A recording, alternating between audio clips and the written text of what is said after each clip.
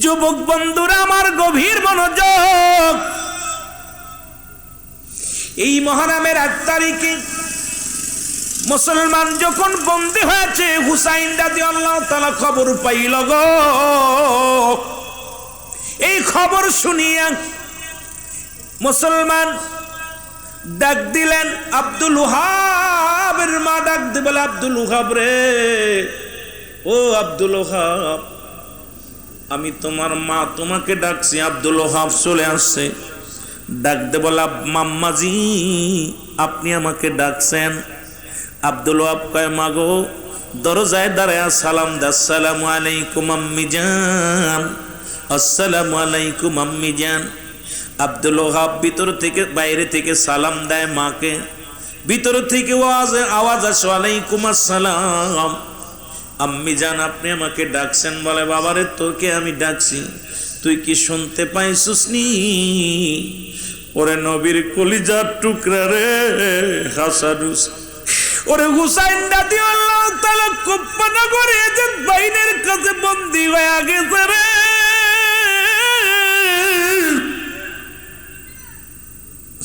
এ আব্দুল ওহাব, এই বুঝি অপূর্ব সুযোগ, জান্নাতে যাওয়ার একটা সুযোগ আইছে রে,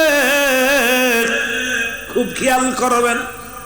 আব্দুল ওহাবের মা ডাক দিয়ে বলে, বাজান রে, এই বুঝি জান্নাতে যাওয়ার একটা সুযোগ আইছে, আজকে 8 মুহররম। ওরা তাকায় আছে রাসূলের দিকে, ইয়া মুহাম্মাদান, ইয়া মুহাম্মাদান বলে কান্দে। আব্দুল ওহাব বলে, মা কি বলতে চাও? কয়, বাজান রে, তোমাকে অনুরোধ করি, যাও যুদ্ধে রওনা হয়ে যাও, তুমি আমার হুসাইনের জন্য জীবন দিয়ে দাও, ওই বাতিলের বিরুদ্ধে যুদ্ধ করবে, ইন্তেকাল করবে, শাহাদাতের পেয়ালা পান করবে। কিয়ামতের ময়দানে আমি আমার রব্বি কারীমের দরবারে দাঁড়ায়া বলবো, আমি একজন শহীদের জননী। বাবারে, তোমার খাতিরেও তুমি হুসাইনের পক্ষে যুদ্ধ করতে যাইবা, তোমার খাতিরে আমি মা হইয়াও রব্বি কারীমের দরবারে দাঁড়াইতে পারবো, আমি একজন শহীদের জননী। জোরে জোরে চিল্লায়া বলা যাবে না মারহাবা।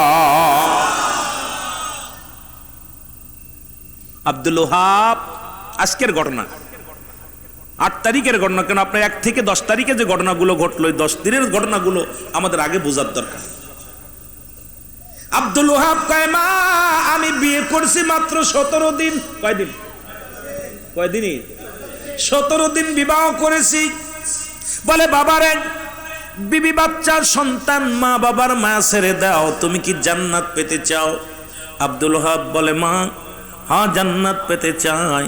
বলে, আব্দুল ওহাব রাত দেরি করো না, এই নাও অস্ত্র নাও, হাতে তুলে নাও, এই নাও অস্ত্র, এই নাও ঢাল, এই নাও তরবারি, এই নাও জামা গায়ে দাও, যুদ্ধের জামা গায়ে দাও, আর পিছনে তাকানোর সময় নাই, চলে যাও যুদ্ধের ময়দানে, জীবনটা কোরবানি করে দাও আমার নবীর পাগলদের জন্য, হাসান হুসাইনের জন্য।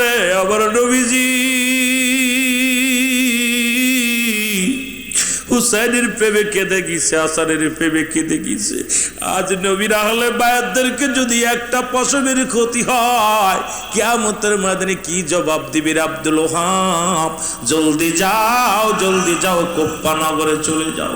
আব্দুল ওহাব কি করলেন? পোশাক পরিয়া, তরবারি হাতের মধ্যে নিয়ে, অস্ত্র নিয়ে ডাক দিয়ে সালাম দে, আসসালামু আলাইকুম মা, চিরবিদায়, চিরবিদায় দাও হে ও মা গো, যাব আমি যুদ্ধেরি ময়দান, বলো যাব আমি যুদ্ধেরি। আরো জোরে জোরে বলেন, চিরবিদায় দাও হে ও মা গো, যাব আমি যুদ্ধেরি ময়দান, যাব আমি কারবালার ও মা গো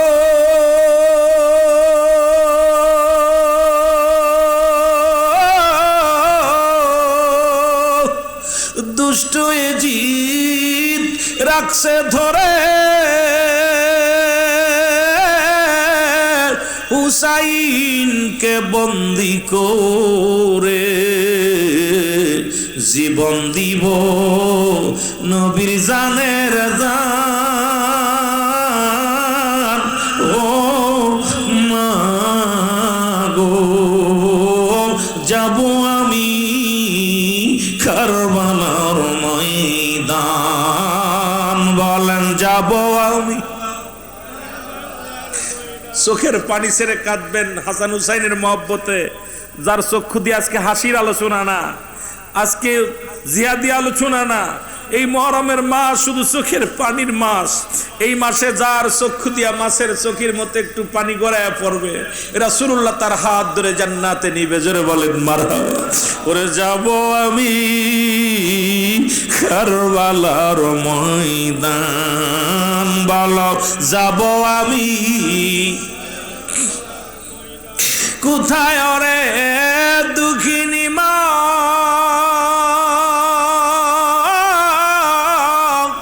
ধরাতে নাই বাবা আমার নতুন বিবি রাখলাম ঘরে যা করে মোর আল্লাহ জীবন দিব কারবালার ময়দান জীবন দিব কারবালার ময়দান বলো চির বিদায় দাও হে ও মা গো তোমার হাব যাবে কারবালার ময়দান তোমার ছেলে যাবে কারবালার ময়দান এ দুনিয়ার মুসলমান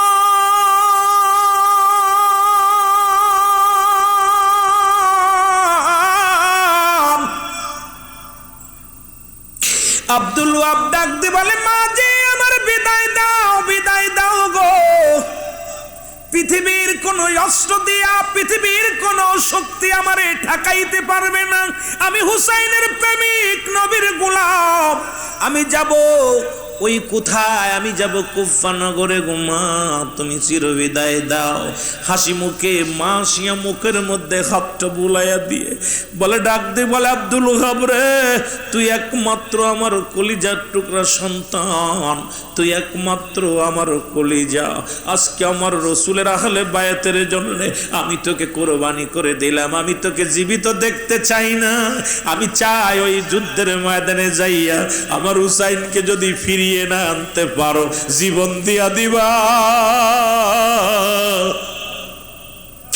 যদি আমার হুসাইনকে ফিরিয়ে আনতে পারো তুমি জীবিত ফিরে এসো আর আমার হুসাইনকে যদি ফিরাইতে না পারো গো আব্দুল ওহাবরে জীবন দিয়া দিবা হাসরের ময়দানে এই বুঝি জান্নাতে যাওয়ার অপূর্ব সুযোগ আব্দুল ওহাব রে ওই জান্নাতে যাওয়ার মতো বড় এক অপূর্ব সুযোগ এই সুযোগ হেলায় হারায়ও না যাও যাও আব্দুল ওহাব মায়ের কাছ থেকে বিদায় নিলেন বিদায় নিয়ে চলে আসলেন বিবির কাছে বিবিকে সালাম দিলেন আসসালামু আলাইকুম বিবি বিবি রে সবে মাত্র তোমার সঙ্গে 17 দিন বিবাহ হয়েছে তুমি নতুন বিবি তোমার হক আমি আদায় করতে পারলাম না তোমারে আমি ভালোবাসতে পারি নাই আরে আমার নবীর আহলে বায়াত তুই কুফা নগরে বন্দী হয়ে গেছে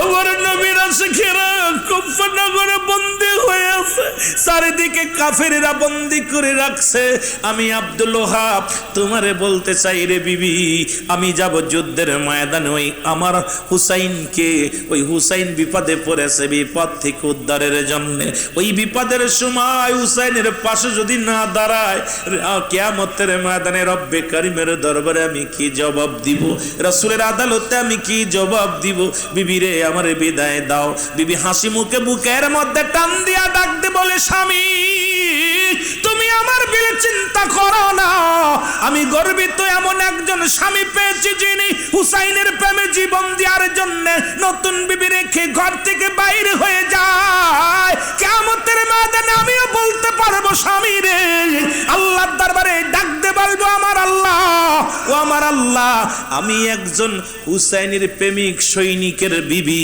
ছিলাম, আমি একজন শহীদের বিবি ছিলাম।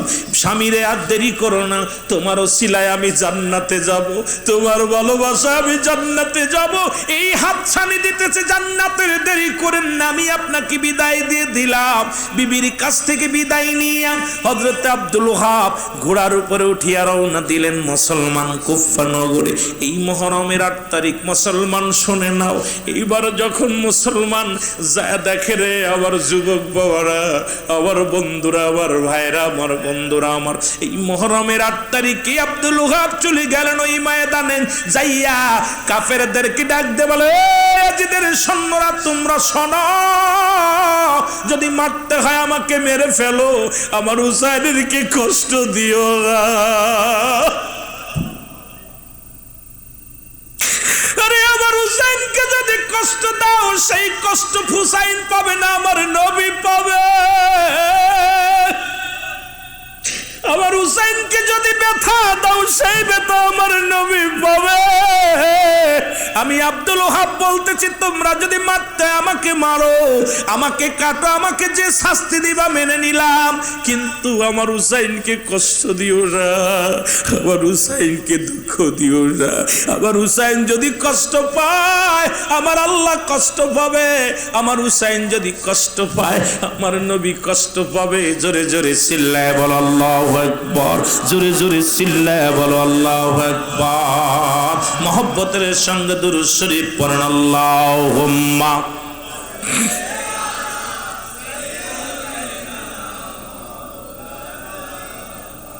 আরো জোরে বলেন, আলা আলি।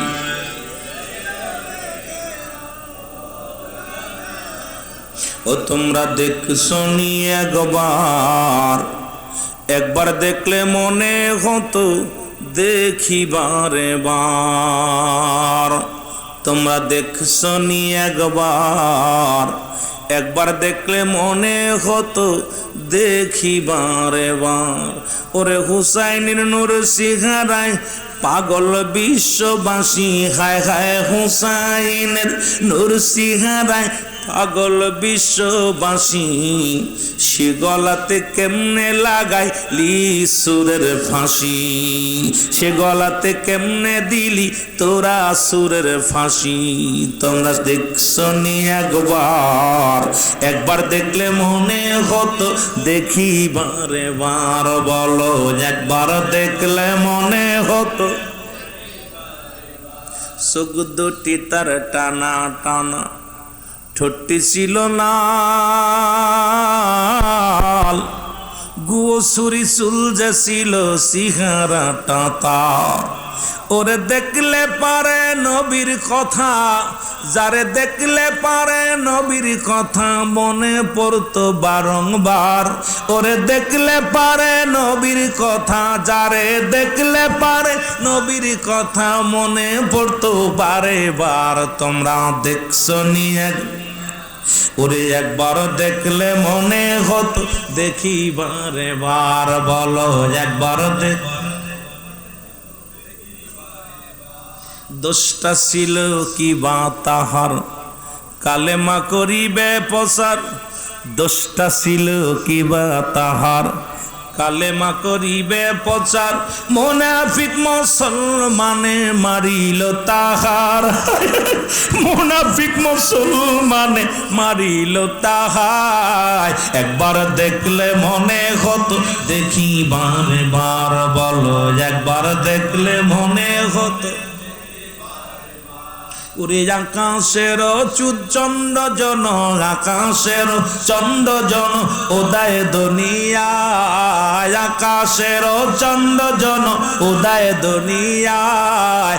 একবার দেখলে মনে হতো দেখিবারে বার তারে, একবার দেখলে মনে হতো।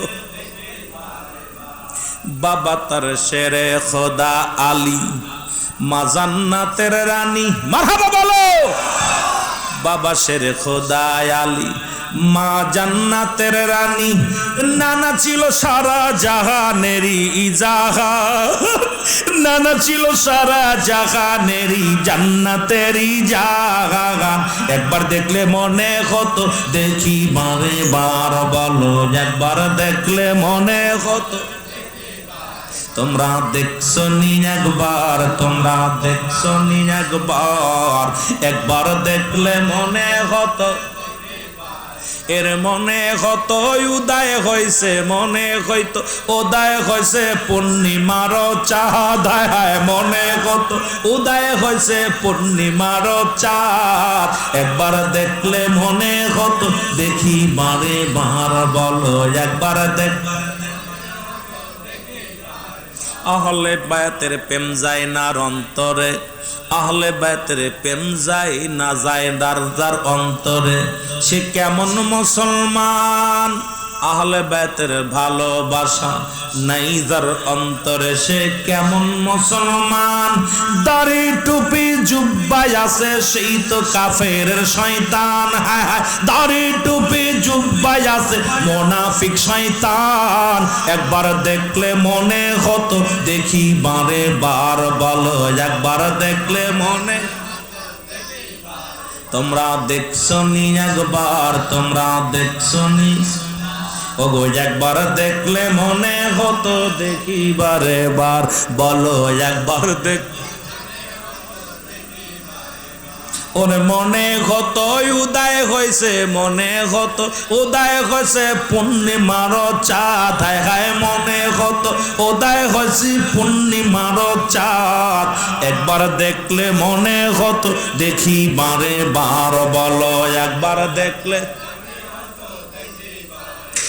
যার দেখলে নবীর ভালোবাসা পয়দা হয়ে যাইত, যার দেখলে এই দুনিয়ার দুঃখ ভুলে যাওয়া যাইত, যার ভিতরে ছিল না অহংকার, যার ভিতরে ছিল না কোন দাম্ভিকতা, যার ভিতরে ছিল ইশকে রাসূলের প্রেম ভরা, যার ভিতরে ছিল খোদাই প্রেম, যার ভিতরে ছিল না দুনিয়ার কোন জল্পনা কল্পনা। কেমনে তারে মারলি ধরে একটু কি লাগে নাই বুকে ব্যথা। ও মুনাফিকের সরদারেরা আব্দু আজকে যারা সেই ইয়াজিদ কি রহমাতুল্লাহ কয়, কলিজার মধ্যে বড্ড আঘাত লাগে রে ভাই। এই ইয়াজিদ ছিল দামেস্কের মসজিদের ইমাম, ইমাম হইয়াও মারছে হাসান হুসাইনকে, একটু দয়া নাই তাদের দেহের মধ্যে। এই জন্য আল্লাহ কমিনান নাস, মানুষের মধ্যে মাকুল তারা বলবে আমার না তারা ঈমান আনছে বিল্লাহি, আল্লাহর প্রতি দিলেও মিলা আখিরাতের প্রতি বিশ্বাস স্থাপন করছে। ওমা হুম বিমুমিনিন, একদল মুনাফিক আছে তারা মুখে বলে আমরা মুমিন, আমরা মুত্তাকিন। এই মুনাফিকদের মুখে দাড়ি টুপি জুব্বা লাগাইয়া হাসান হুসাইনের প্রশংসা শুনলে যারা কষ্ট পায়, এরা হলো পৃথিবীর এক নাম্বার এজিদের সেলা। জোরে জোরে চিল্লায় বলা যাবে না আল্লাহু আকবার, আর একটু জোরে জোরে চিল্লায় বলা যাবে না। এ দুনিয়ার মুসলমান কবির মনোযোগ, এরে আব্দুল ওহাব যা ডাকতে বলে যে তারা দশরের তোমরা শোনো,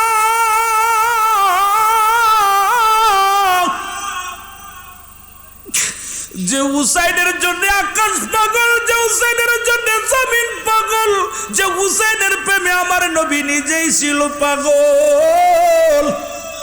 যে হুসাইনকে নবী আদর করিয়া চুমা দিতেন, যে হুসাইনকে নবী বুকে নিতেন, আদর করতেন, তাকে তোরা কেমনে কষ্ট দিস। মুসলমান শুনে নাও, আব্দুল ওহাবের কথা না শুনি আব্দুল ওহাবকে তীরের আঘাত শুরু করলো, আব্দুল ওহাবকে মার খায়া জমিনের মধ্যে পড়ে গেল।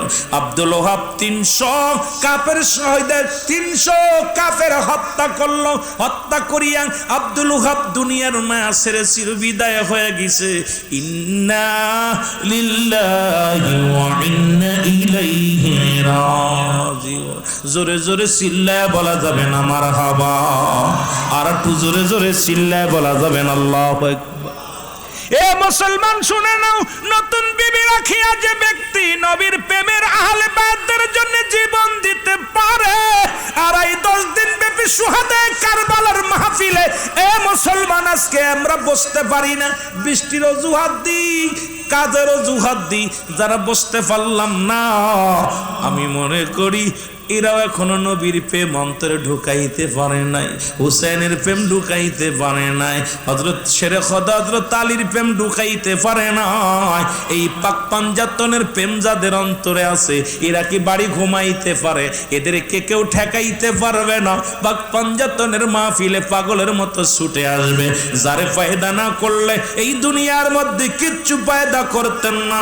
নবীজি নিজেই বলেন, হায়াতে খায়রুল লাকুম, আমার হায়াতের জিন্দেগিটা আমার উম্মতের জন্য কল্যাণ স্বরূপ। নবী কয়, আমার ওফাতটা আমিও উম্মতের জন্য বিদায় নিলাম, ওফাতে খায়রুল লাকুম। নবী কয়, আমার ওফাতটা আমার উম্মতের জন্য কল্যাণ স্বরূপ, ওমা মায়াতে খায়রুল লাকুম। নবী কয়, উম্মতের আর এই দুনিয়া থেকে বিদায় নিলাম একমাত্র আমার উম্মতের কল্যাণের জন্য।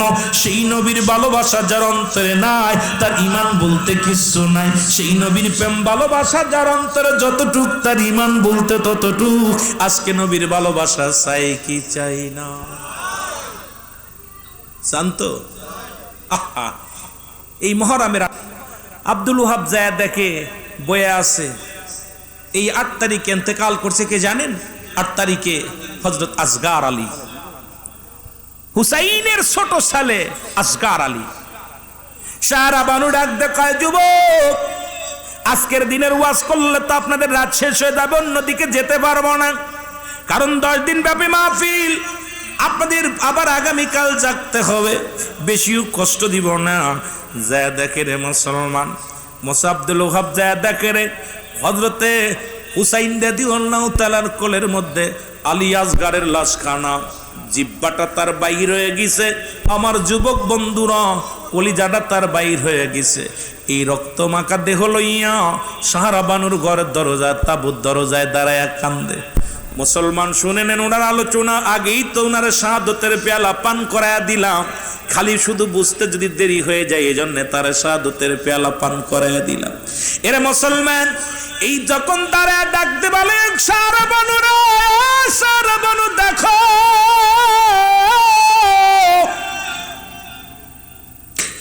এই মহরমের 8 তারিখে আলী আসগার আর দুনিয়ার মধ্যে নাই।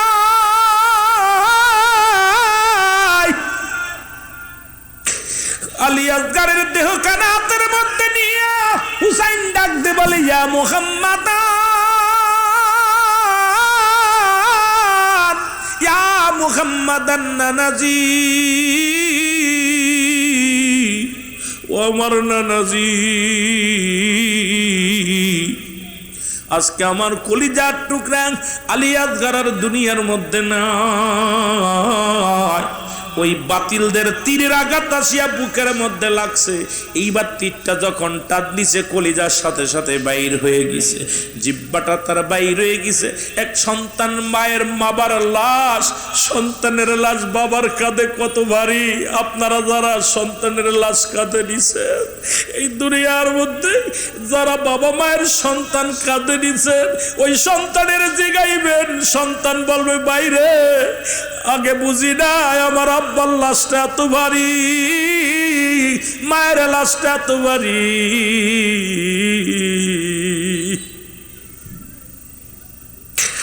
বাবার লাশ, মায়ের লাশ কত ভারী, যে সন্তানের লাশ গাড়ে নিচে, সন্তানের লাশটা কত ভারী।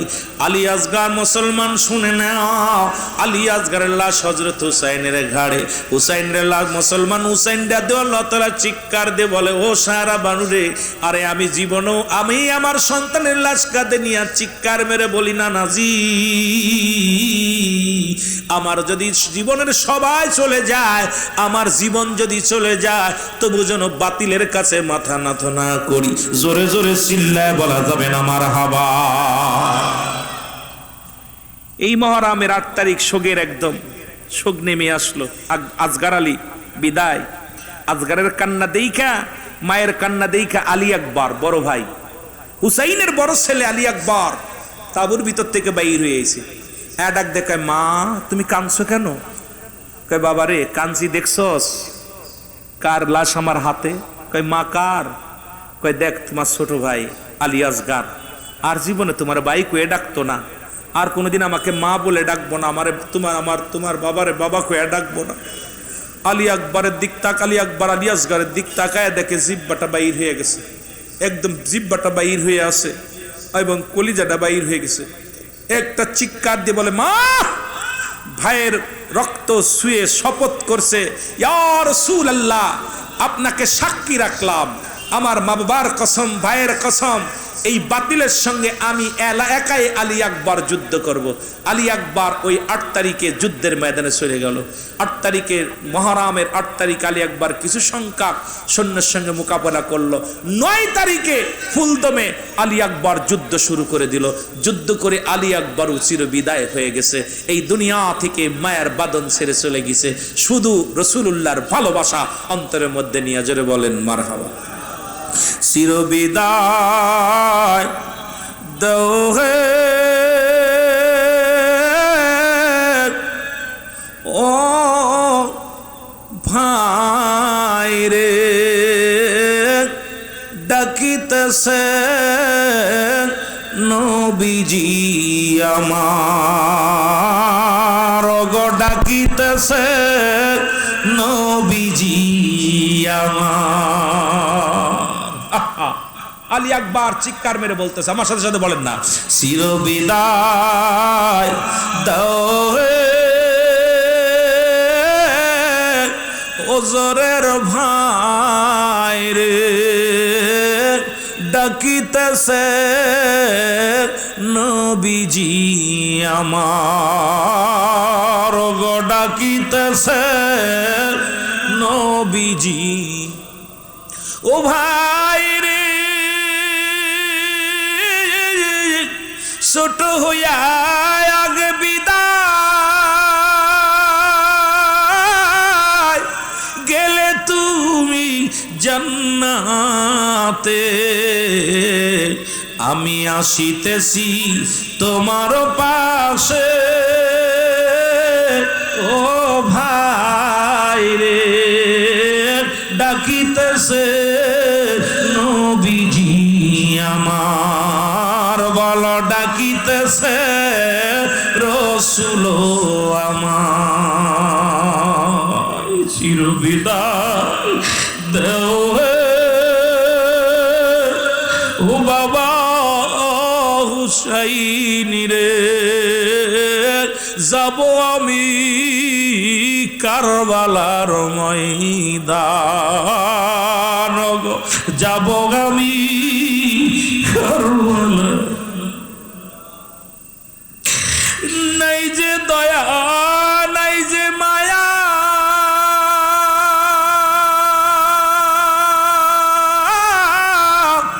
কেমনে মারলি নিষ্ঠুর তুরা, জোরের ভাইগে যে যে সাড়িয়া, ও ভাই রে, ডাকিতেছে নবীজি আমায়, রে ডাকিতেছে নবীজি আমার, বলো ডাকিতেছে।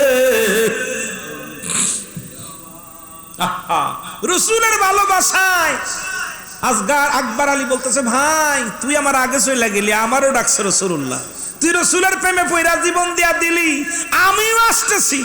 আলী আকবর বিদায়, মুহররমের 9 তারিখ আগামী কালকে মারা যাবে ও হযরত আলী আকবর, আর মুহররমের 10 তারিখে হযরত হুসাইন। যেহেতু ওদিকে আমি যেতে পারবো না, ওদিকের আলোচনাও নিব না, লম্বা আলোচনা, শুধু আজকের 8 তারিখের গুরুত্বটা অনেক গুরুত্ব। 8 তারিখে, এই 8 তারিখে হুসাইন রাদিয়াল্লাহু তাআলা চক্ষু বন্ধ করলেন, ডাক দিছে, সাথী সঙ্গীদের ডাক দিছে, বন্ধুরা তোমরা আসো।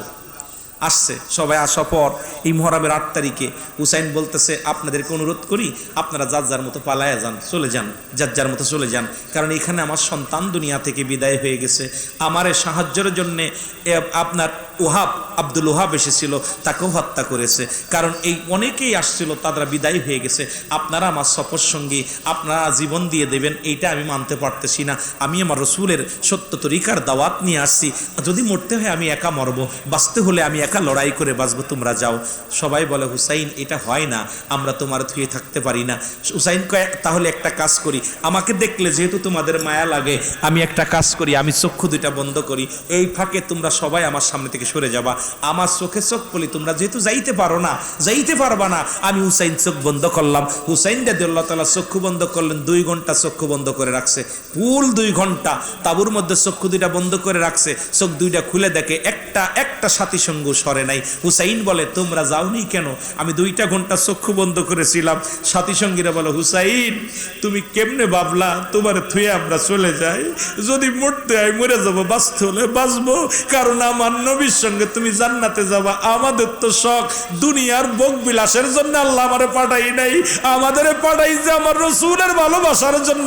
সুতরাং আমরা তোমার সঙ্গে জীবন দিয়া আমার রসুলের সঙ্গে জান্নাতে থাকতে চাই। জোরে বলো আল্লাহু আকবার।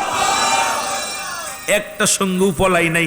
ওই দিন হুসাইন সাথী সঙ্গীদের কান্না দেখে হুসাইন সহ্য করতে পারে নাই। হুসাইন কয় তোমরা আমার নবীর এত ভালোবাসো? কয় হুসাইন রে তোমরা আমরা একা ছাড়তে পারি না। হুসাইন রাদিয়াল্লাহু তাআলার সঙ্গে সবাই থাকলেন। আমার বাবারা, এই মুহররমের 8 তারিখে একটা মানুষ বিদায় হলেন না। রাতটা গেল অনেক কষ্টের মধ্যে, রাত গেল। ওই মুহররমের 8 তারিখে একজন নয়, দুজন নয়, 3000 বাতিলেরা শহীদ হয়েছিল। কয় হাজার? শহীদ বলল না, তারা হত্যা করেছিল তাদেরকে 3000। আর ওই আলী রাদিয়াল্লাহু তাআলা এমন বীর ছিলেন, তার কলিজার টুকরো হাসান হুসাইনের সামনে এসে যুদ্ধ করবে এমন হ্যাডাম পৃথিবীর মধ্যে কারোর ছিল না। কারণ হুসাইনের সরাসরি সামনাসামনি কেউ যুদ্ধ করে নাই। কোনো কিতাবে পাবে না যে হুসাইন সরাসরি হুসাইনকে হত্যা করেছে, না। হুসাইনকে দেখে তারা হাজার হাজার সৈন্য কাঁপত। কারণ এমন কোন মক্কা মদিনার জমিনে, কুফফার জমিনে এমন কোন বীর ছিল না হুসাইনের সামনে এসে তরবারি চালাবে। কারণ তারা চিন্তা করত হুসাইনের সামনে গেলে আমরা আর ফিরে আসব না। হুসাইনকে হত্যা করেছিল হুসাইন যখন নামাজে দাঁড়িয়েছিল। তারা জানতো নবীজির নাতি নামাজ ছাড়বে না, কারণ নবীজির 1 ওয়াক্ত নামাজ ছেড়ে দিলে 80 খুতবা পরিমাণ জাহান্নাম, যার 1 খুতবা পরিমাণ হলো 2,88,00,000 বছর। তারা জানতো রসুলের নাতি নামাজ ছাড়তো না, কারণ নবীর কাছে 1 নাম্বার প্রিয় ছিল নামাজ, হুসাইনের কাছেও 1 নাম্বার প্রিয় ছিল নামাজ। নামাজের যখন সময় হবে হুসাইন নামাজের জন্য ব্যস্ত হয়ে যাবে। হুসাইন ঠিক নামাজের জন্য যখন দাঁড়িয়েছিল তখনই ইয়াজিদ সেনারা ও মুসলমান সে মরে সে হুসাইনকে আঘাত করেছিল। সুতরাং হুসাইনের সামনে যারা জীবিত এসেছিল কেউ জান নিয়ে ফিরে যেতে পারে নাই। হুসাইনের সামনে প্রথম অতি উৎসাহিত হয়ে 300 সৈনিক এসেছিল, যারা সম্পদের লোভে হুসাইন হত্যা করার জন্য আসছিল। 300কে আপনার আধা ঘন্টার ভিতরেই 300কে হত্যা করেছিল।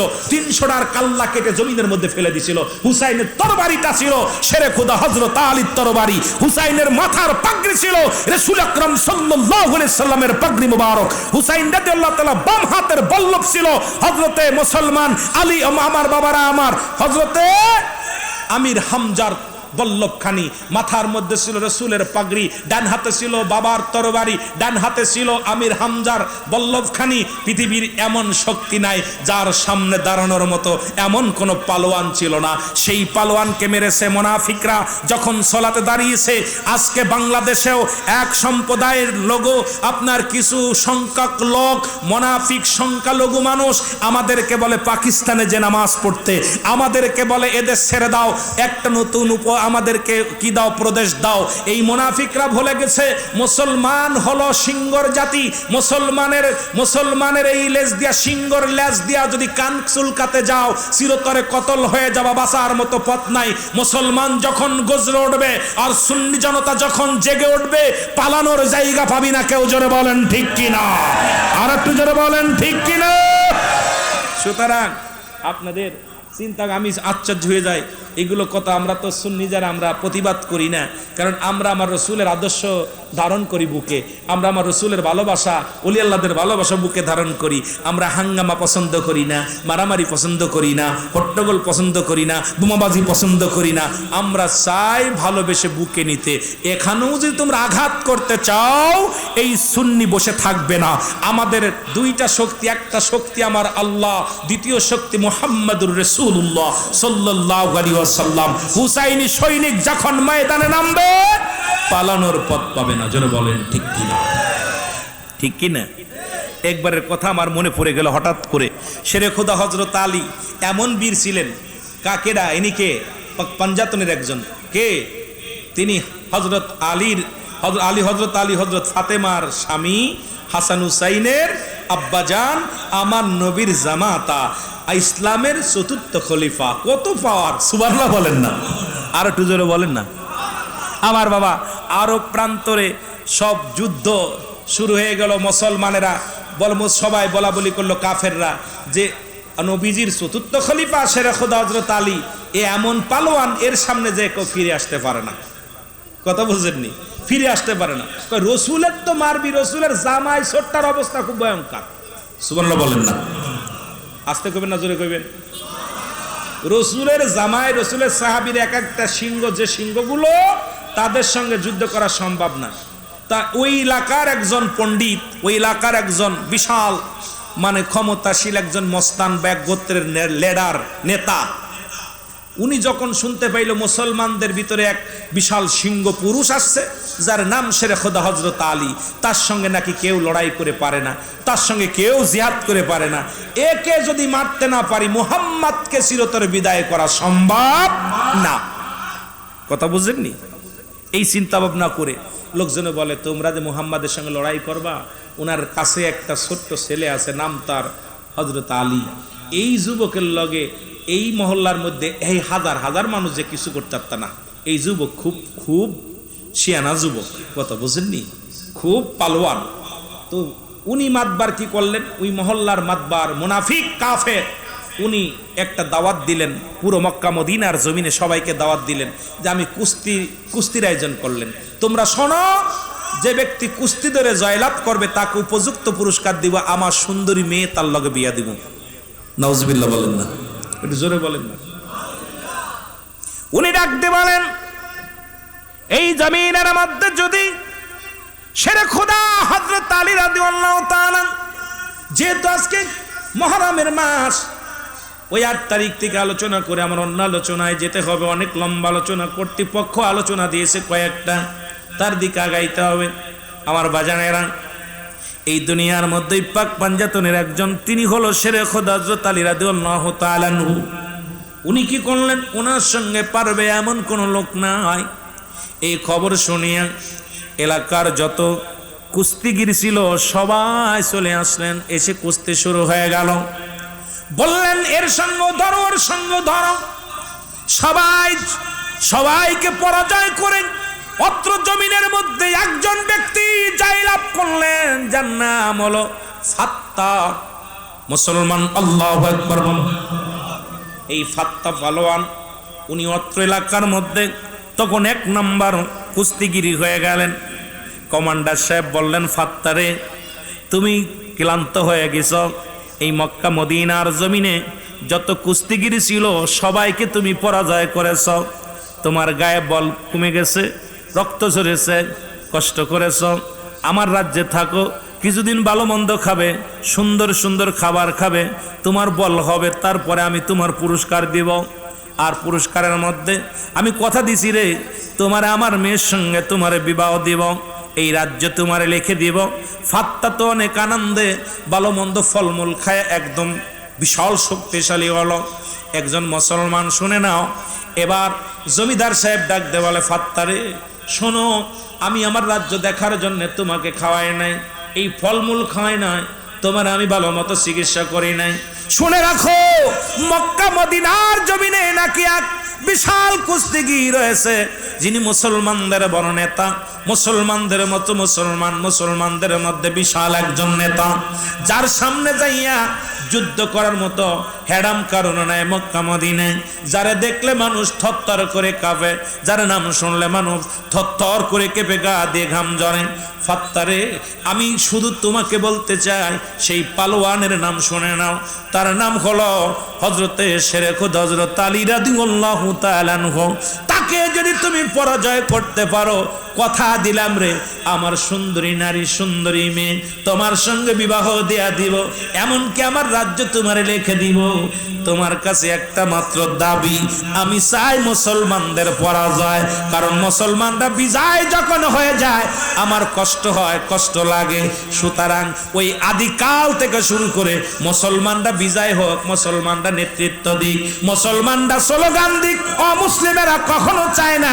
ও যুবক বন্ধুরা শুনে নাও, ও যুবক বন্ধুরা শুনে নাও, আজকে যারা ভারতের দালালি করো, আজকে যারা শুনে নাও, তারা কোনোদিন মুসলমানদের ভালো চাই না, মুসলমানদের মঙ্গল চায় না। কোন মুসলিম মুসলমান শান্তিতে থাকুক, মুসলমান বীরের জাতি বাতানত করে না, এটা তারা ভালোই জানে। এই জন্য মুসলমান জাতি যখন মাথা উঁচু করে দাঁড়ায়, তারা চায় এটাকে চিরতরে বিদায় করে দিতে। জোরে বলেন ঠিক কিনা? ওই চৈতালি এক ভণ্ড নারী, যিনি যার নাম ভারতের এজেন্ট দালাল, এমন পৃথিবীর বাংলা যেখানে 95% মুসলমানের রাষ্ট্র, এখানে দাঁড়ায়া মুসলমানদের বিরোধিতা করে, এত বড় সাহস তোমার হয়ে পারে নাই। কারণ মুসলমানদের একটু থুতু ফেলে, তোমার যার জায়গা নাই, পালানোর জায়গা নাই। কারণ মুসলমান এই জাতি তো আঘাত করে না, আক্রমণ হলে, যখন আক্রমণ করে, আক্রান্ত হলে আক্রমণ করে। সুতরাং যখন আক্রান্ত হয়ে যাবে, যখন প্রতিহাত করবে, পালানোর মতো সুযোগ তোমরা পাবে না। জোরে বলেন ঠিক কিনা? বন্ধুগণ আমার শুনে নাও, এবার ফাত্তা তার দলবল নিয়ে যুবক রওনা দিল হযরত আলীর সঙ্গে যুদ্ধ করার জন্য। আলীকে পরাজয় করে লেডারের মেয়ে বিয়ে করবে, সম্পদ পাবে, ক্ষমতা পাবে, এই চিন্তা তার মাথার মধ্যে রওনা হয়ে গেল। যাইতে যাইতে দেখে মসজিদের পাশে একটা যুবক দাঁড়ায় আছে। ডাকতে বলে, যুবক রে, ও যুবক শুনে যাও। যুবক বলে, আপনারা কারা? আমরা আসি ওখান থেকে, শুনে নাও। তোমরা আলীর খবর বলতে পারো নি? তোমাদের কাছে জনি বলে, যুবক ছেলে রে, তোমরা কি আলীর খবর দিতে পারবা? আলীর খবর জানো? যুবক ডাকতে বলে, বাবারা তোমরা কারা? বলে, আমার নাম ফাত্তা, আমি হলাম এই পৃথিবীর সবচেয়ে কুস্তিবীর, আমার সাথে কুস্তি ধরে কেউ পারে না। আমি এসেছি আলীর সঙ্গে যুদ্ধ কুস্তি ধরার জন্যে। কয়, আলী কি জানে? কয়, না, আলী জানে না। তবে আলীর সঙ্গে কেন তোমরা কুস্তি ধরতে আসছো? শুনলাম আলী নাকি অত্র পৃথিবীর মধ্যে শ্রেষ্ঠ কুস্তিগীর, তার সঙ্গে লড়াই করার জন্য আমি আসছি। বলে, তুমি কি আলীকে দেখছো? বলে, না। তুমি কি আলীর নাম শুনছো? কয়, শুনছি। আলীর সঙ্গে কথা বলেছো? কয়, না। আলীর চেহারা দেখছো? কয়, না। আলীর চেনো না? তাহলে তার সঙ্গে কেন তোমাদের এত বিরোধ? তার সঙ্গে কেন ঝামেলা? ফাত্তা বলে, শুনে নাও, একটা মাত্র ঝামেলা, সে নাকি নতুন কালেমার দাওয়াত নিয়ে পথে পথে ময়দানে বাইর হয়ে গেছে, রসুলের অনুসরণ করে গোটা পৃথিবীর মুসলিমদেরকে ঈমান আনার দাওয়াত দিতেছে। সুতরাং আমাকে পাঠিয়েছে, যদি আমি তাকে পরাজয় করতে পারি, আমি মোটা অঙ্কের সম্পদ পাবো, পুরস্কার পাবো, এমনকি তার ওই জমিদারের মেয়েকে বিয়ে করব, এই বড় আশা নিয়ে আসি। কয়, তুমি যাচ্ছ জমিদারের মেয়েকে বিয়ে করার জন্য, সম্পদ পাওয়ার জন্য? তুমি কি ওই লোক তারে চেনো? কয়, জীবনেও তারে দেখি নাই, তারে জানি না। কয়, শোনো, তাহলে আমার একটা কথা শোনো, যেহেতু তুমি আলীকে চেনো না, তুমি যেহেতু আলীকে চেনো না, আলীকে দেখো নাই, আলীর সঙ্গে কোনোদিন কথা বলো নাই, তোমার কাছে একটা মাত্র কথা বলি, আগে আমার সঙ্গে লড়াই করো। যদি আমার সঙ্গে লড়াই করে পারো, তাহলে আমি আলীর ঠিকানা দিব, কারণ আমি ছাড়া এই মক্কা মদিনার জমিনে আলীর খবর আর কেউ জানে না। শেরে খুদ হযরত আলী নিজেই পরিচয় গোপন করলেন, গোপন করে বলতেছে, তোমরা আলীর সন্ধানে আসছো, তা আলীরে মারবা, আলীর সঙ্গে লড়াই ধরবা, তা আমার লাগে একটু আগে ধরো, আমার সঙ্গে খেলা শুরু হয়ে যাক, তারপরে আলীর ঠিকানা দিব। তো কই, তাই নাকি? কহ, তুমি যেহেতু আলী, আমার সঙ্গে এক বোঝাপড়া করো, যদি আমার সাথে পারো তাহলে বুঝবা না তুমি আলীর সঙ্গে পারো। তার সঙ্গে পারতে লাগে আমার সঙ্গে বুঝাপুরে করে নাও, আমার সাথে আসো। এ মুসলমান শুনে নাও, গভীর মনোযোগ। এবার ফাত্তা বলে তোমার সঙ্গে লড়াই করব কি দিয়া? তোমার তো হাতে কিছু নাই, তোমার কাছে না আছে তরবারি, না আছে ঢাল, না আছে কোনো অস্ত্র, তোমার সঙ্গে কি লয়া যুদ্ধ করব? শেরে খোদা হযরত আলী বলেন তোমার কাছে কি আছে? আমার কাছে সব আছে। এই দেখো হাতিয়ার, বিশাল তরবারি একটা বাইর করলেন। শেরে খোদা হযরত আলী বলেন তুমি তোমার হাতে তরবারি, আর আমি যুবক এই মসজিদের কাজ করতেছিলাম, মসজিদের জন্য ধুলাবালি পরিষ্কার করতেছিলাম। এখানে আমার কাছে একটা বেলচা আছে যেটা বালু টানা হয়, এই বেলচা দিয়ে আমার অস্ত্র হলো বেলচা, আর তোমার হলো তরবারি। যদি তুমি পরাজয় করাতে পারো তাহলে আলীর ঠিকানা দিব, নয় তো তুমি আলীর ঠিকানা পাবা না।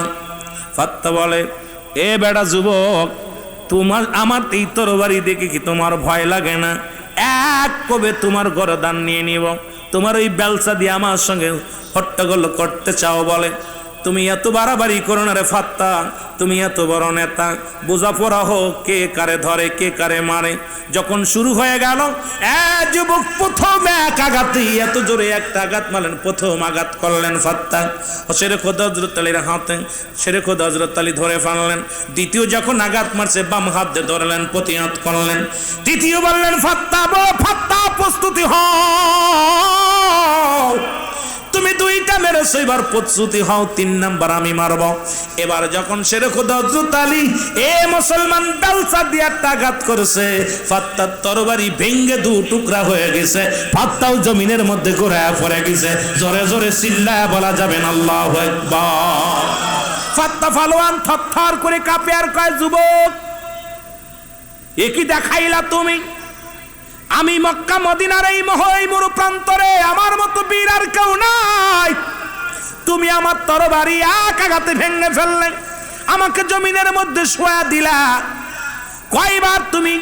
তাহলে একটা কাজ করো, বেলচা যদি তোমার কাছে বেশি অস্ত্র যদি পছন্দ হয় তাহলে তুমি বেলচা ধরো, আমার এবার তো ওই ভাঙ্গা তরবারিটা দাও। শেরে খোদা হযরত আলী ভাঙ্গা তরবারিটার হাতল ধরলেন, আর ফাত্তা বিশাল বড় একটা বেলচা ধরলেন। যুদ্ধ শুরু হয়ে গেল। শেরে খোদা হযরত আলীর গায়ের মধ্যে একাধিক আঘাত করলেন, একটা আঘাত লাগাতে পারে না। এবার হযরত আলী কয় ও ফাত্তা এবার তুমি প্রস্তুতি হও, তুমি অনেক করেছো, এবার প্রতিশোধ নাও। যখন একটা আঘাত করেছে সঙ্গে সঙ্গে জমিনের মধ্যে লুটায় পড়েছে, বাম হাত দিয়ে একটা থাপ্পড় মেরেছে ফাত্তার গালে। ফাত্তা 100 হাত ছুটে যাইয়া জমিনের মধ্যে ধরফর করা শুরু করেছে। ফাত্তার বুকের উপরে পা দিয়া হযরত আলী ডাকতে বলে বেটা শোন, তুমি এসেছো শেরে খোদা হযরত আলীর সন্ধান নিতে, আমার সঙ্গে তো পারলা না। কয় বাইরে আমার মন বলে রে তুমি আর কেউ নয়, তুমি মনে হয় শেরে খোদা হযরত আলী। কারণ আমার জানা মতে এমন পালোয়ান আমার এই মক্কা মদিনার জমিনে নাই, তোমার পরিচয়টা দাও। শেরে খোদা হযরত আলী বলে শোন, আমি নবীর সৈনিক, আমি নবীর সৈনিক, নবীর মহব্বতের আশিকের সৈনিক। এই ফাত্তা শোন, আমি হলাম শেরে খোদা হযরত আলী রাদিয়াল্লাহু তাআলা। সঙ্গে সঙ্গে ফাত্তা কালেমা পড়ে নেয়। ফাত্তা বলে শেরে খোদা আলী রে আর একটা মিনিট নয়, কারণ তোমার দেহে মনে হয় আমার একটা বাহুর বল তোমার দেহের মধ্যে নাই, তোমার ইমানি বল, তোমার মদিনাওয়ালা কামলিওয়ালার শক্তি, রাসূলুল্লাহর নেকতাজ্জু শক্তি তোমার পরে থাকার কারণে তোমার কাছে আমি পাত্তা পাই নাই। সুতরাং আর দেরি নয়, আর সময় নাই। আমি ফাত্তা পালোয়ান কালেমা পড়ে মুসলমান হয়ে যেতে চাই, বাড়ি চাই না, নতুন বিবি চাই না, সুন্দরী বিবি চাই না, আমার তুমি কালেমা পড়ায় দাও। সঙ্গে সঙ্গে কালেমা পড়ায় দিছে লা ইলাহা ইল্লাল্লাহু মুহাম্মাদুর রাসূলুল্লাহ সাল্লাল্লাহু আলাইহি ওয়াসাল্লাম। মহব্বতের সঙ্গে দুরূদ শরীফ আল্লাহুম্মা সাল্লি আলা নবিয়ানা শাফিয়ানা নবিয়ানা আদম যখন মাটি পানি মোর নবীজি খোদা রাসূল আদম যখন মাটি পানি মোর নবীজি খোদা রাসূল তার উপরে পড়েন দুরুদ তার উপরে পড়েন দুরুদ আল্লাহ ফেরেশতা কুল আল্লাহুম্মা সাল্লি আলা জোরে নবিয়ানা শাফিয়ানা নবিয়ানা আকাশ পয়দা জমিন পয়দা নূরে পয়দা মোহাম্মদ আকাশ পয়দা জমিন পয়দা নূরে পয়দা মোহাম্মদ আশিকেরা পড়ো দুরুদ আশিকেরা পড়েন দুরুদ সেই নবীজির উপর হাজার বার আল্লাহুম্মা সাল্লি আলা এরে নবিয়ানা শাফিয়ানা নবিয়ানা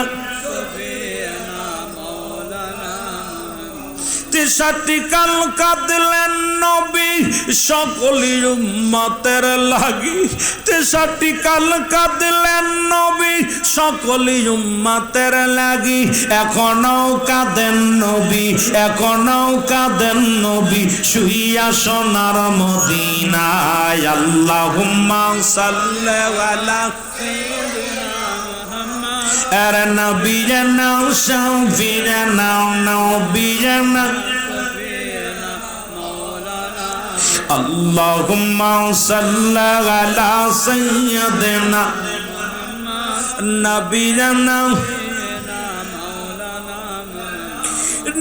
নবীর উপর দরুদ পড়ো আমার আল্লাহ পাকের ঘোষণা সাল্লু আলাইহি ওয়া সাল্লিমু তাসলিমা পাক কালামের ঘোষণা কার ঘোষণা সাল্লু আলাইহি ওয়া সাল্লিমু তাসলিমা পাক কালামের ঘোষণা নবীর উপর দুরুদ পড়ো নবীর উপর দুরুদ পড়ো স্বয়ং আল্লাহ পাকের ঘোষণা আল্লাহুম্মা সাল্লি আলা নবিয়ানা শাফিয়ানা নবিয়ানা এ দুনিয়ার মুসলমান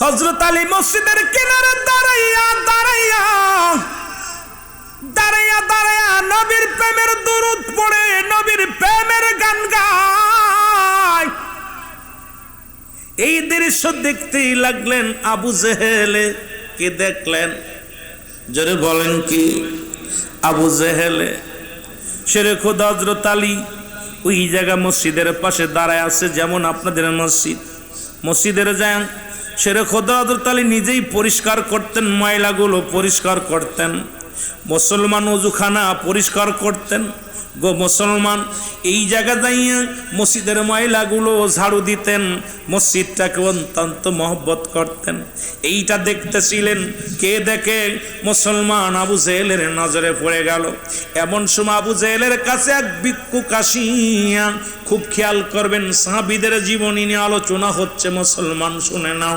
মুহররমের আলোচনা এই যে সেই মুহররমের আলোচনার মধ্যে আমার নবীর আহলে বায়াত থাকবেই কারণ এই মাসটা তো নবীর আহলে বায়াতের আলোচনা অন্যদিকে নয় সেই আলোচনাটাই খেয়াল রাখার দরকার আমার বন্ধুগণ আমার শেরে খোদা হযরত আলী যখন দাঁড়ায় আছে এই দৃশ্য দেখিয়া এক ভিক্ষুক আসলেন কার কাছে আবু জেহেলের কাছে আবু জেহেলকে ডাকতে বলে আবু জেহেল রে তুমি নাকি কুরাইশ বংশের নেতা তুমি কাফেরদের সরদার তো আমি তোমার কাছে হাত ছাড়লাম হাত পাতলাম আমাকে কিছু ভিক্ষা দাও সাহায্য দাও যা দিয়ে আমার সন্তানদেরকে ছেলে মেয়েদেরকে আমি খাওয়াইবো আমি বড় দুঃখী মানুষ আবু জেহেল চিন্তা করে মুসলমানদেরকে বেইজ্জতি করতে হবে মুহাম্মাদের ধর্মটাকে ছোট করতে হবে মুহাম্মাদের তরিকাকে যদি ছোট করা যায় তাহলে আমি বড় শান্তি পাই কারণ আবু জেহেল যত মুহাম্মাদকে কষ্ট দেয় মুসলমানদের কষ্ট দেয় ততই আবু জেহেলের কলিজায় শান্তি পায় ওই মুসলমান ডোনাল্ড ট্রাম্প যত মুসলমানরা কষ্ট পায় তত শান্তি পায় মুসলমান নরেন্দ্র মোদী মোদি, এই বদমাইশটা মুসলমান কাফেরদের সরদার।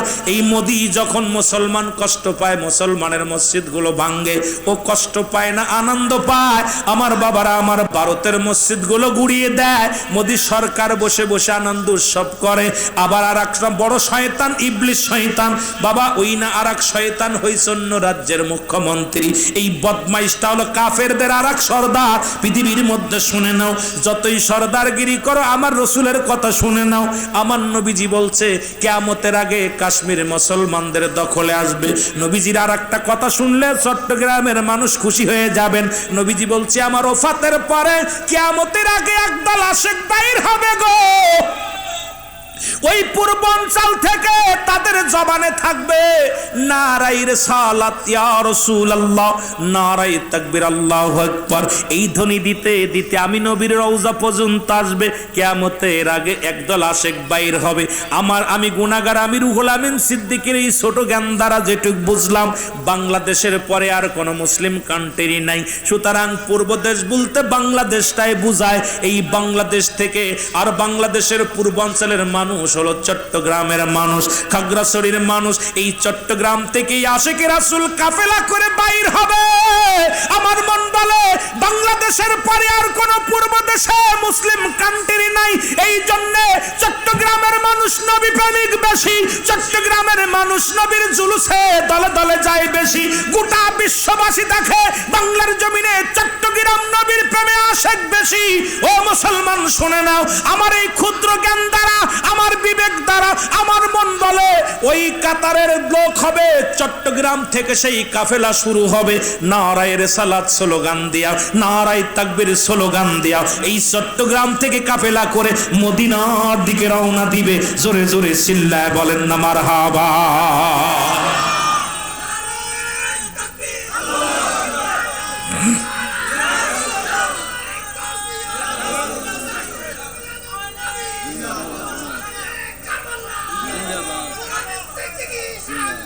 যেহেতু সোয়াদ সামনে আসতেছে আমাদের জন্যে, কোথায় আহা জশ্নে জুলুস সামনে আসবে, রসুলের আগমন।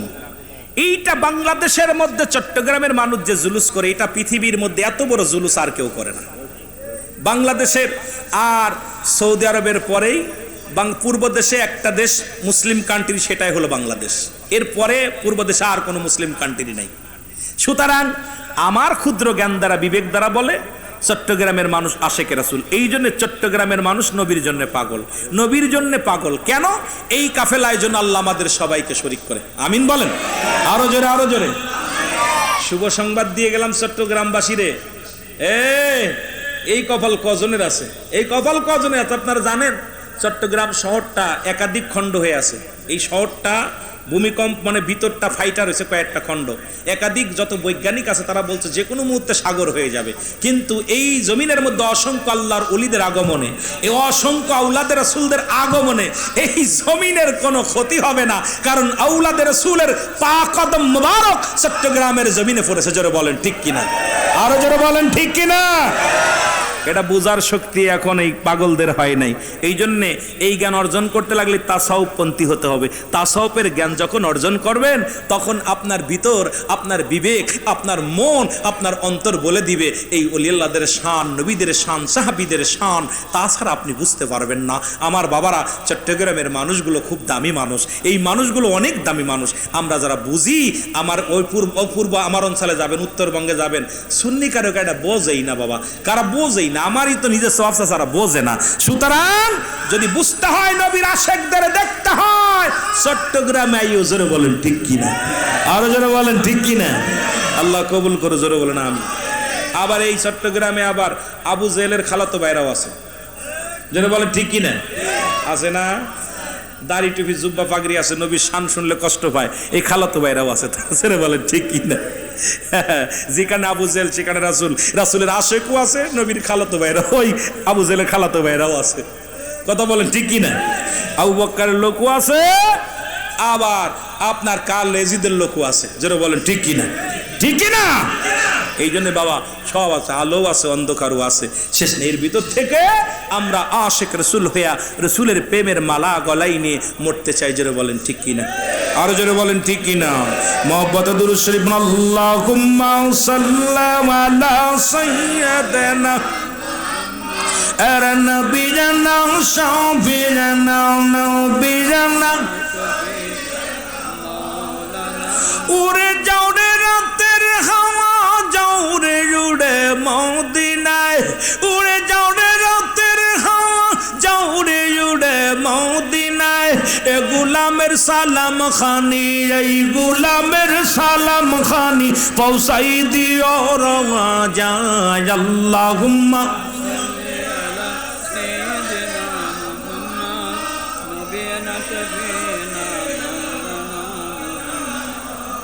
যেহেতু দুরুদের হাকিকত নিয়ে আলোচনা করতেছিলাম, সর্বশেষ আর অল্পটা আলোচনা করব, সময় দিবেন?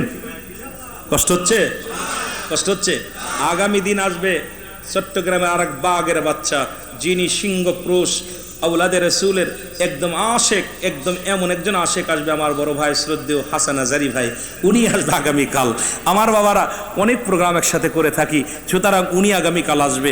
বড় বড় আলেমদের দাওয়াত দিচ্ছেন ময়দানে, আশেকে রসুলরা আসছে, নবীর প্রেমিকেরা আসছে, আলোচনা হয়েছে। মুখ্য বিষয় হলো আমরা গুনাহ মাফের জন্য আসছি। যারা বলেন ঠিক কিনা। হযরত আলীকে দেখেন, আবু জেহেল ভিক্ষুককে ডাক দিয়ে বলে, ভিক্ষুক তুমি আমার কাছে ভিক্ষা চাও, সাহায্য চাও, আমি হয়তো কিছু দিলে তোমার কিছুদিন চলবে, এটা দ্বারা উপকৃত হবে না। ওই দেখো নবীর জামাতা, নবীর জামাই শেরে খোদা হযরত আলী, এগুলো মক্কা মদিনার বড় দামি লোক, টাকাওয়ালা মানুষ, কিভাবে অপমানিত করে। যাও যাও আলীর কাছে যে চাও, আলী যারে ভিক্ষা দেয় তারা জীবনে ভিক্ষা করা লাগে না। কত বড় বদ! অথচ আলী রাদিয়াল্লাহু তাআলাকে খানা খায় নবীজি, রসুল নিজে খানা খায়, রসুল তাকে ঘর দিছে, রসুল তারে খানা খায়, রসুল তারে ভালোবাসে অত্যন্ত। এই গরিব মানুষটার কাছে, সবচেয়ে নিরীহ মানুষ, এই মানুষটার কাছে পাঠায় যে বদমাইশটা। ভিক্ষুক লোভে পইরা আয়া আলীর কাছে আসছে, আয়া কয়, আলী তোমার নাম কি আলী? কয় হ্যাঁ। কয় আমারে কিছু সাহায্য দাও, হাত বাড়াইছে।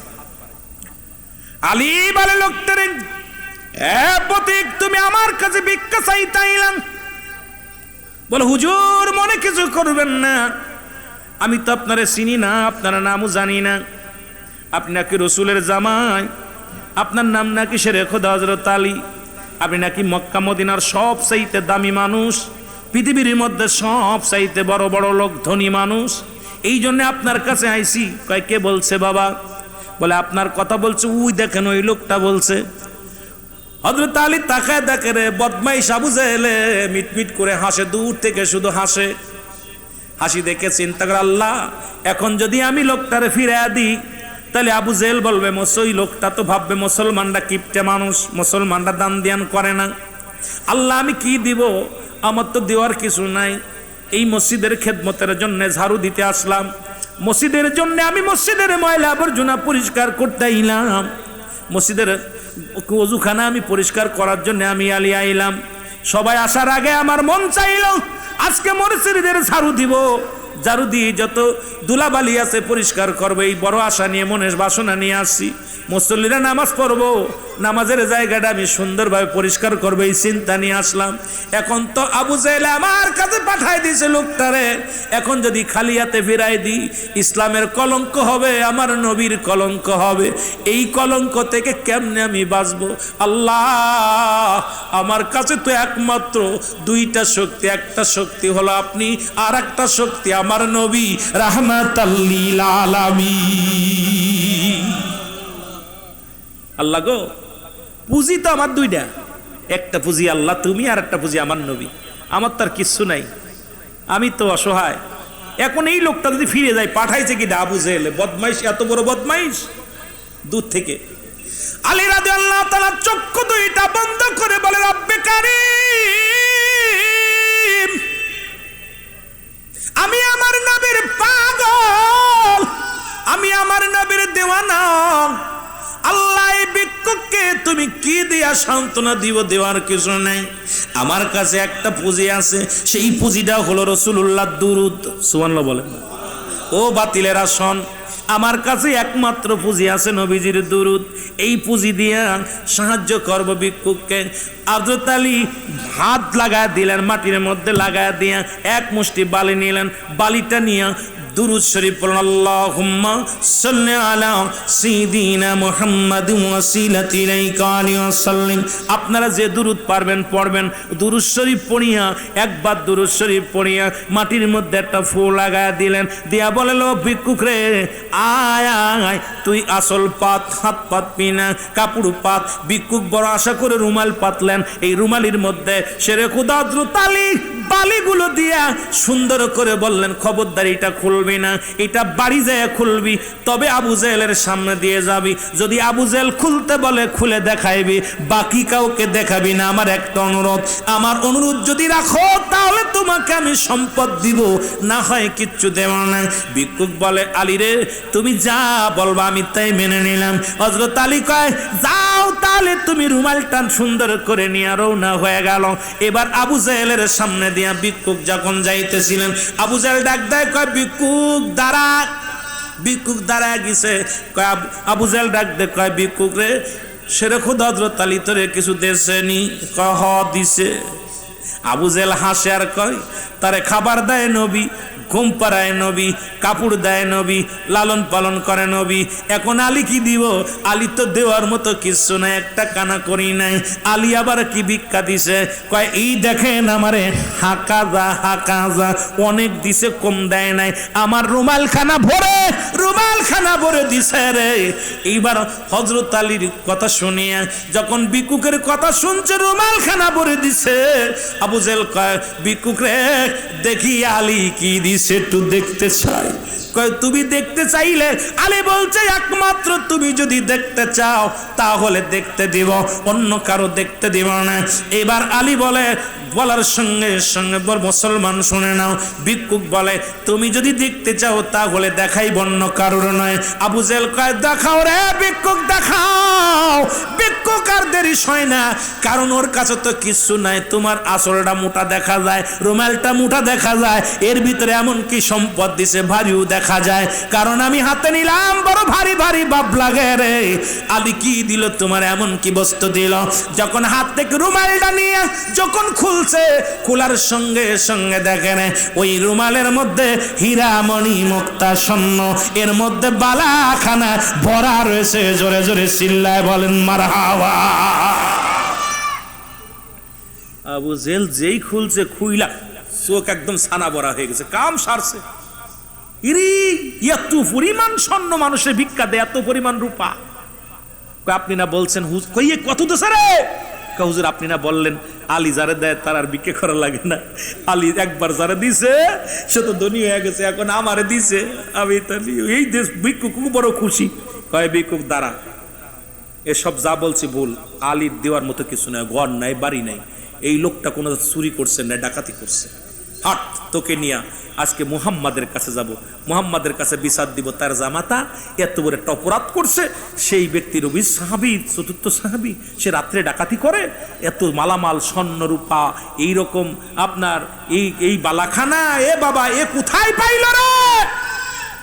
এই হীরামণি মুক্তা কই পাইল? নিয়ে গেছে রসুলের কাছে।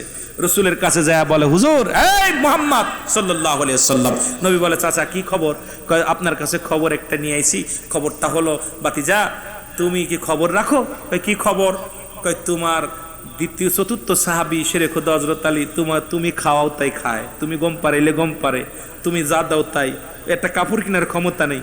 এই লোকটা ভিক্ষুক রে আসল বইরা কি রে হেরামণি মুক্তা স্বর্ণ জহর এইগুলো দিছে, পাইলো কই? কোথায় ডাকাতি করছে আগে বলো, না হলে আমি রাজার দরবারে এইটা নিয়ে তোমার বিচার হবে, কঠিন বিচারে, বিচারের 1 নাম্বার আসামি তুমি হবা। আমার রসুল আলীর দিকে তাকায় বলে, আলী এ কি কয়, তুমি কি এগুলো দিছো? কয় জি হুজুর। সুবহানাল্লাহ বলেন না, আরো জোরে বলেন না। নবীজি আলী কি তুমি এগুলো দিছো? কয় জি হুজুর। আলী বলে, ইয়া রাসূলুল্লাহ, ইয়া হাবিবাল্লাহ, নবী গো, ও মায়ের নবী শোনেন, আমার একমাত্র পুঁজি আমার আল্লাহ। 2 নাম্বার পুঁজি হলো আমার নবী রাহমাতাল লিল আলামিন। আমার বলতে কিছু নাই। আমি আলী বড় আশা ছিল আজকে মসজিদের ঝাড়ু দিব, ময়লাগুলো পরিষ্কার করব। ওই মসজিদে মুসল্লিরা নামাজ আদায় করবে, ওই মসজিদে আসবি, মসজিদের ওযুখানাগুলো আমি ধুইয়া পরিষ্কার করতেছিলাম একটু নেকির আশায়, ভালোবাসার জন্য, ইসলামের জন্য। ইয়া রাসূলুল্লাহ, আমি মসজিদে যখন গেছি খোদার কসম করে বলি আমি কানা করে নিয়ে যাই নাই, কোনো স্বর্ণ নিই নাই, কোনো হীরামণি মুক্তা নিই নাই। হুজুর ইয়া রাসূলুল্লাহ, ইয়া হাবিবাল্লাহ, আমি কোথায় পাবো এই সম্পদ? ইয়া রাসূলুল্লাহ, আমিও চিন্তায় আছি। নবী বলে, আলী রে কি ঘটনা ঘটেছে আগে আমারে বলো। আলী বলে, ইয়া রাসূলুল্লাহ, ইয়া হাবিবাল্লাহ, নবী গো, আমি যখন ওই মসজিদের খেদমত করতেছিলাম দেখি ওই ভিক্ষুকটা ওই আবু জেহেলের কাছে দাঁড়ায় আছে। আমি একবার দেখলাম লোকটা দাঁড়ায় দাঁড়ায় গল্প করে, কিছুক্ষণ পরেই দেখি ভিক্ষুকায় আমার কাছে হাঁক মারলো, এ মুহাম্মাদের অনুসারী, আমাকে সাহায্য দাও। তুমি নাকি সাহায্য দিলে জীবনে আর কারুর কোনোদিন হাত পাতা লাগে না। এই হাঁক সারিয়ে আমার কাছে যখন সাহায্য চাইলো, নবী গো দূর থেকে দেখি আবু জেহেল আমার দিকে তাকায় তাকায় মিষ্টি মিষ্টি হাসতেছে। আমি বড় লজ্জা পড়ে গেলাম। ইয়া রাসূলুল্লাহ, ইয়া হাবিবাল্লাহ, নবী গো,